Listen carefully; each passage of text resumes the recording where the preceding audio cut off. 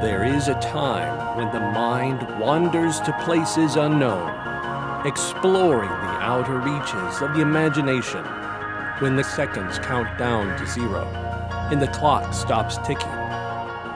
This is that time. This is that place.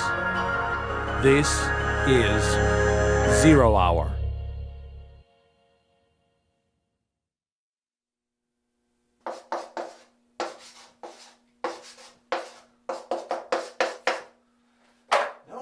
No! Oh, I'm so close, Zorro. What am I missing? What can't I see?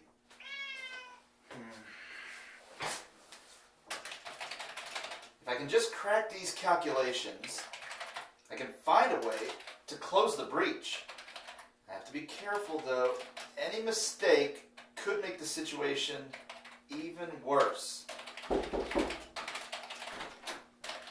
Paul! Oh, hey, Zorro. How you doing, boy? You okay? I know an office isn't the most comfortable place for a cat, especially one as cluttered as this one. Paul, you gotta get your cat out of here. Paul! What is it, Harold? You really should take Zorro home. Yeah, I can't leave him at home. There's no one there to feed him. Jeez, Paul. You look awful.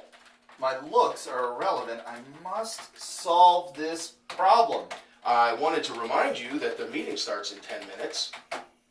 Meeting? What meeting? Our meeting with Director Lee. I knew you wouldn't remember. Now, I'm rather involved with something. Paul, listen, as your friend, I'm asking you to come to this meeting and take it seriously. You know Lee's been keeping a close eye on you since you've been, well, he's really concerned about your behavior, and if you can't appease him, you may end up on the outside looking in. Yes. I'll be there shortly. And Paul, after the meeting, please, go home. Get some rest. You've been in this office for 4 straight days. Even the night janitors are concerned about you. I'm fine, Harold. I just need more time. More time for what? Harold, to close the breach. Oh, please don't bring any of that up in the meeting. Lee hopes that your obsession about this breach is just a fit of exhaustion that'll pass. But it's the truth. And if I don't figure out how to close the breach... Paul, I'm asking you as a friend. Please, keep it to yourself. I'll see you at the meeting.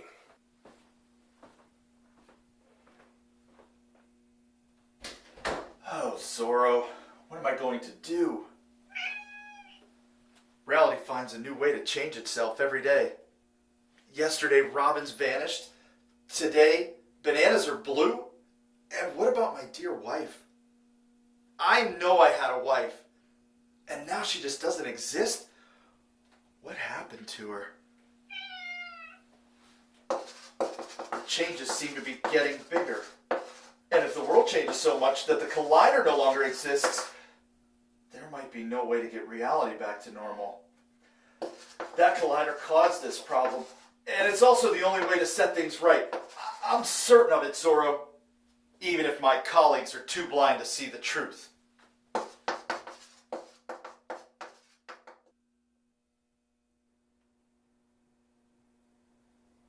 Well, Harold, where's Paul? I'm sorry, Director Lee. I reminded him that we had the meeting on my way here. I'm sure he'll be along shortly. You know Paul. Yes. Yeah, he's always been a bit eccentric. Eccentric? The last few reports indicate that he's been much more than eccentric. Well, he's been under some stress lately. As you know, it's a very intense project. I'm sure he'll be... Oh, Paul, I'm so glad you came. Ah, Dr. Newton. Pleased you could join us. Dr. Newton, this is Cindy Dyson. Nice to meet you, Dr. Newton. I'm from the So National... what's the purpose of this meeting?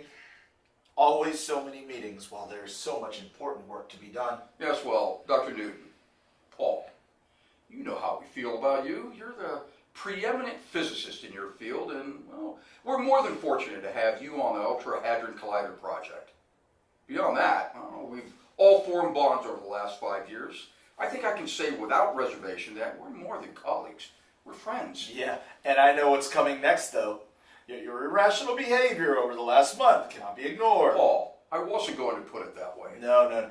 You're too much of a diplomat. But listen to me carefully, because every word I'm about to say is true.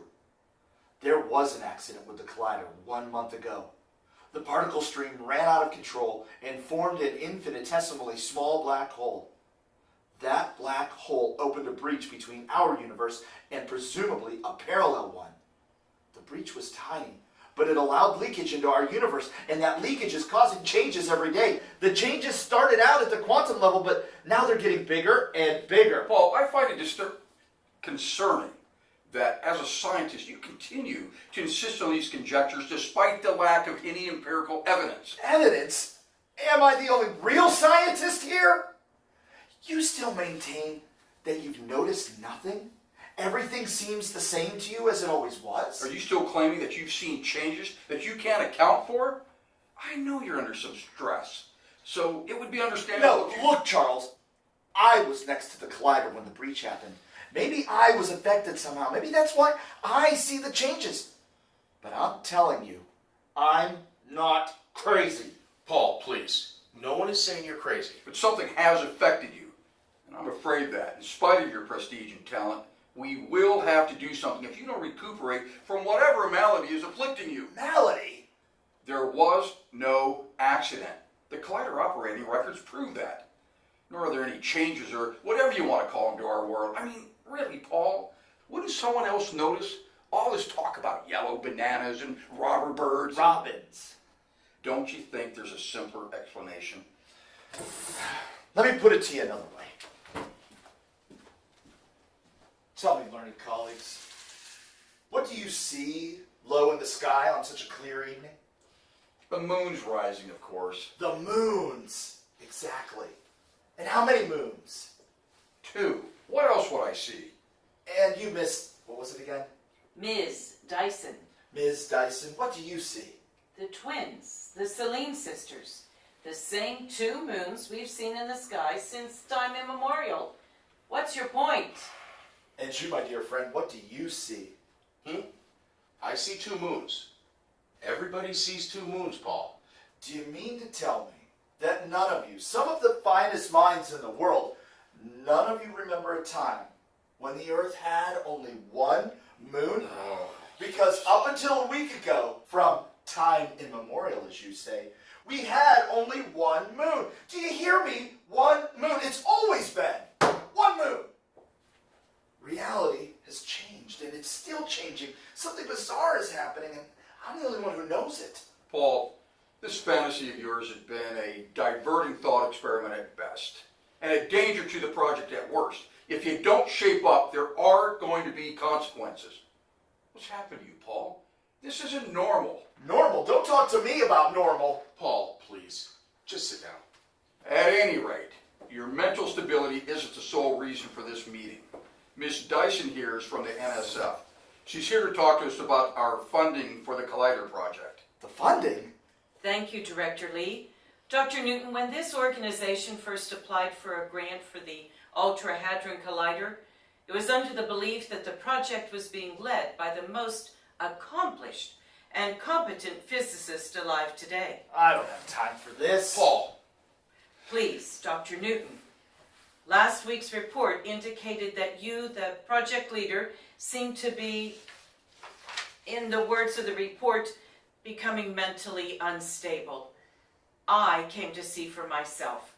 We cannot give funding to people who aren't responsibly handling their projects. I'm the only one who is responsibly handling this project, because I'm the only one who can see what needs to be done. We know the project is important to you, but something has to change. I need you to get a hold of yourself. Unless you start getting sleep, maybe see a psychiatrist.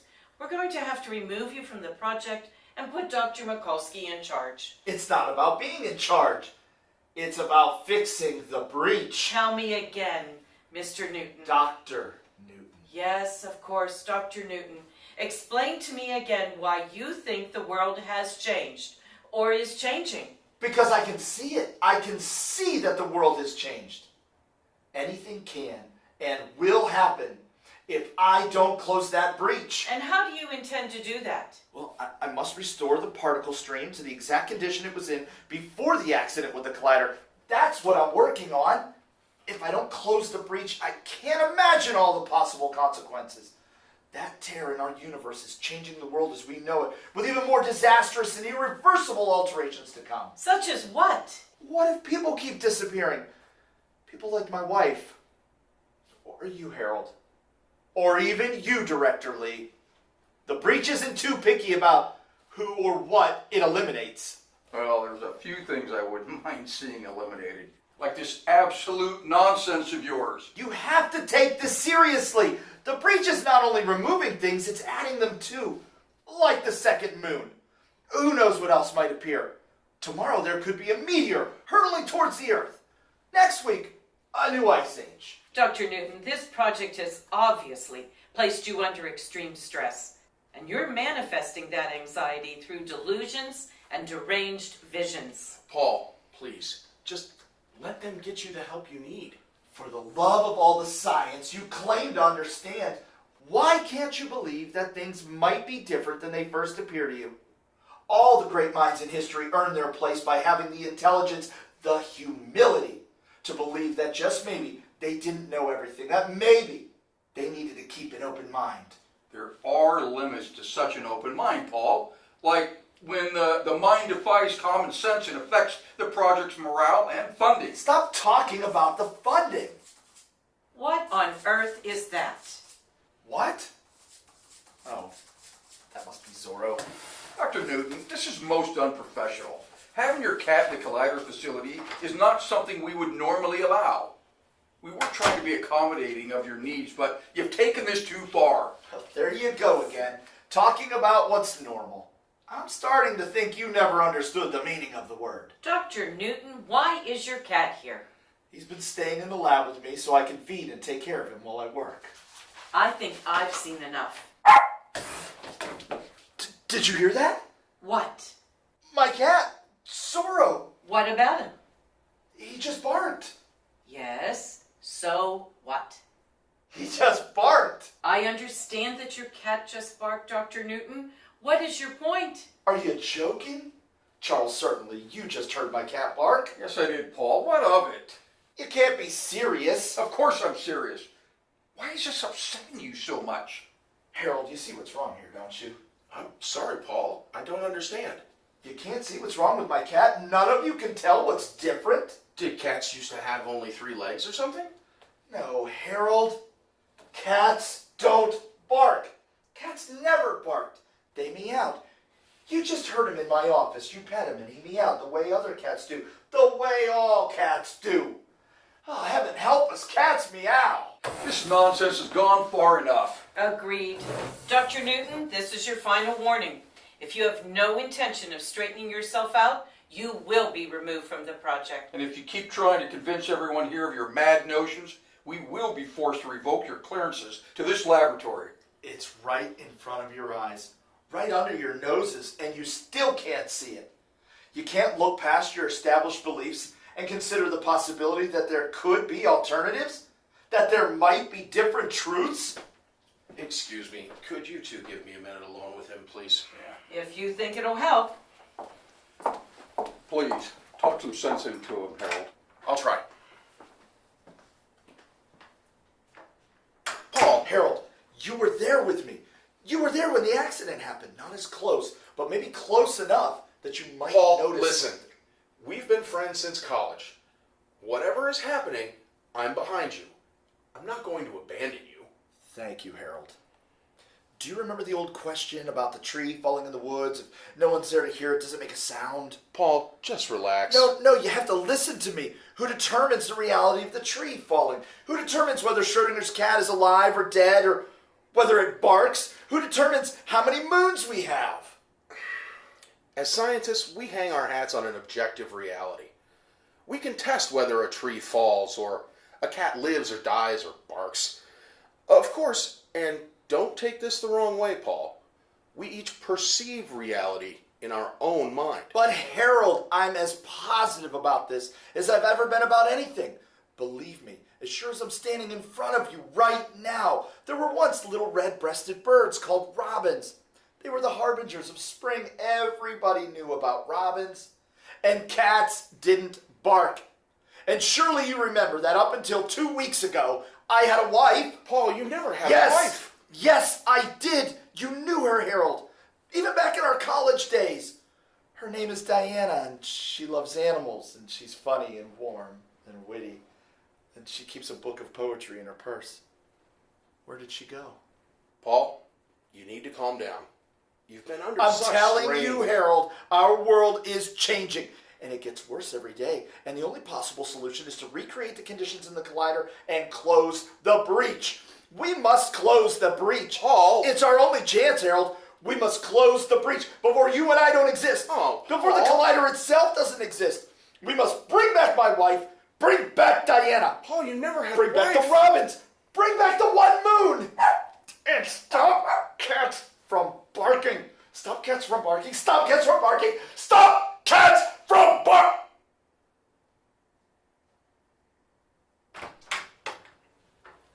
Dr. Mikulski, what are you doing in the boardroom?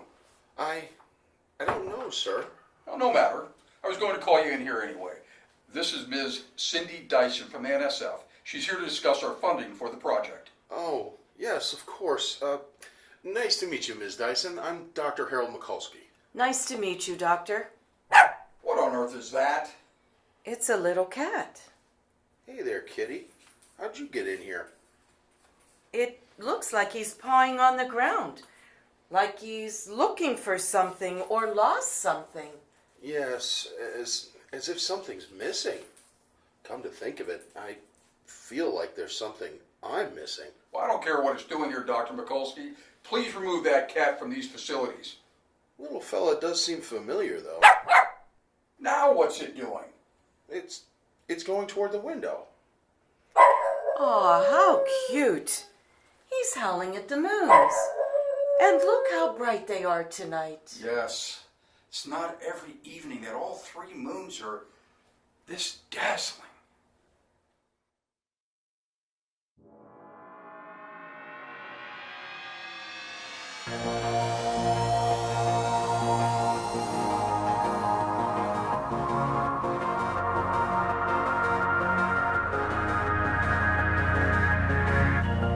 That was The Barking Cat, written by Joe Potts.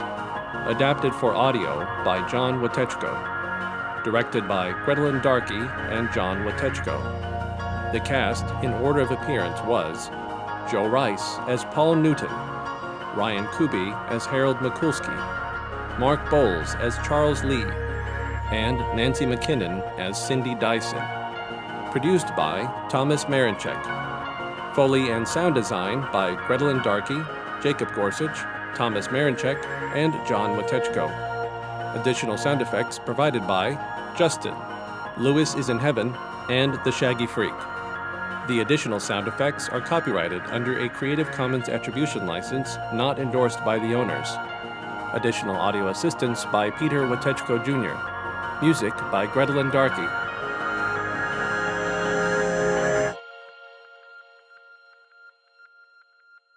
Zero Hour is a production of We Are One Body Audio Theatre.